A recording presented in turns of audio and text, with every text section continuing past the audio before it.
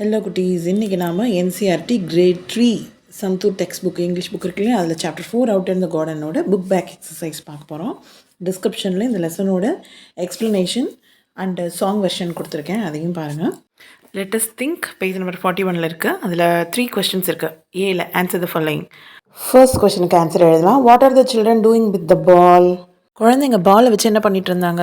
Answer: the children are playing with the ball by bouncing, throwing and catching it. குழந்தைங்க பாலை bounce பண்ணி தூக்கி போட்டு கேட்ச் பிடிச்சி விளையாண்டாங்க. Next question. How are children playing with the kite? குழந்தைங்க பட்டத்தோடு எப்படியெல்லாம் விளையாண்டாங்க? The children are playing with the kite by tugging, pulling and flying it. குழந்தைங்க பட்டத்தை நல்லா இழுத்து மேலே பறக்க விட்டு விளையாண்டாங்க. Third question. Where are the children playing? Answer: the children are playing in the garden. குழந்தைங்க எங்கே விளையாடிட்டு இருந்தாங்க? குழந்தைங்க கார்டனில் விளையாடிட்டு இருந்தாங்க. அதில் பி திங்க் அண்ட் ஆன்சர்னு கொடுத்துருக்காங்க, அதை பார்க்கலாம். இந்த கொஷினை படிச்சுட்டு திங்க் பண்ணி நீங்கள் என்ன பண்ணுவீங்களோ அதை ஆன்சரை எழுதணும். First one, where do you play? நீங்கள் எங்கே விளையாடுவீங்க? நான் ஐ ப்ளே இந்த கார்டன் எழுதியிருக்கேன், நீங்கள் உங்கள் ஆன்சரை எழுதுங்க. Number 2, what game do you play outside? உங்கள் வீட்டுக்கு வெளியில் என்னென்ன விளையாடுவீங்க அப்படின்னு கேட்டிருக்காங்க.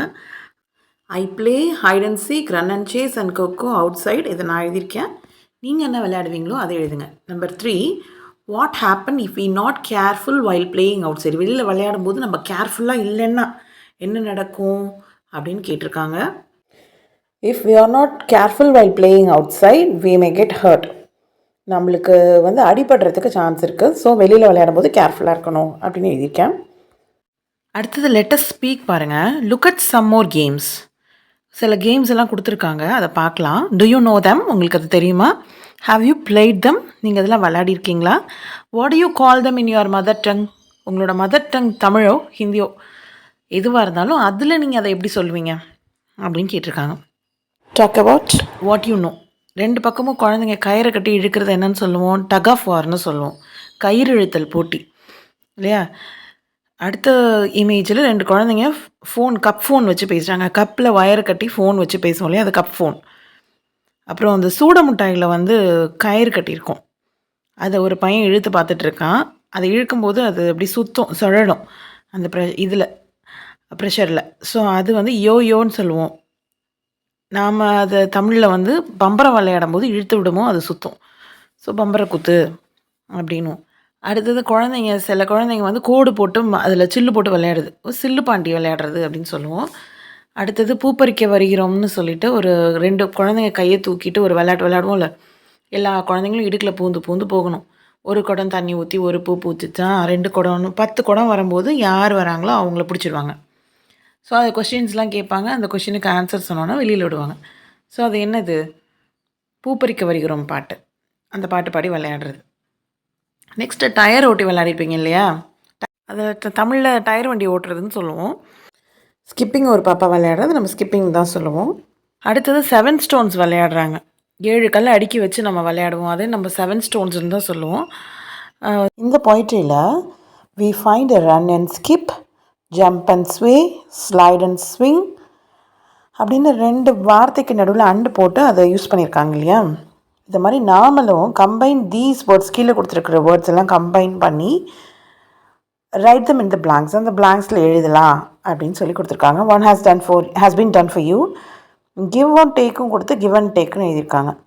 Singh dance, sing and dance. Eat drink, eat and drink. Catch throw, பிடிச்சி தூக்கி போடு, கேட்ச் அண்ட் த்ரோ.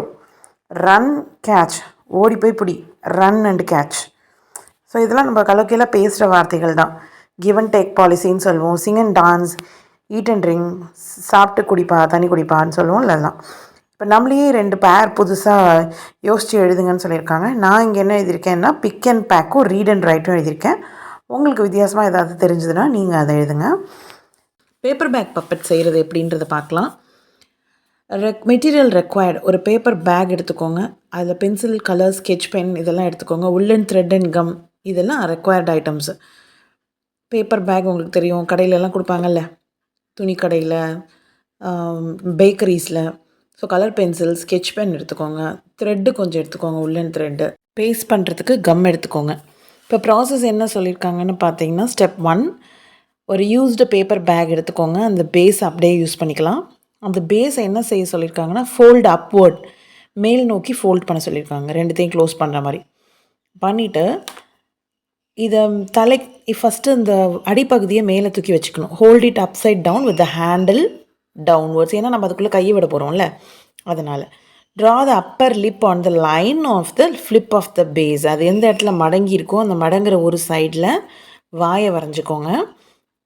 லோவர் லிப்பை கொஞ்சம் கீழே வரைஞ்சிக்கோங்க. அந்த மடிப்புக்கு மேலே அப்பர் லிப்பும் மடிப்புக்கு கீழே லோவர் லிப்பு.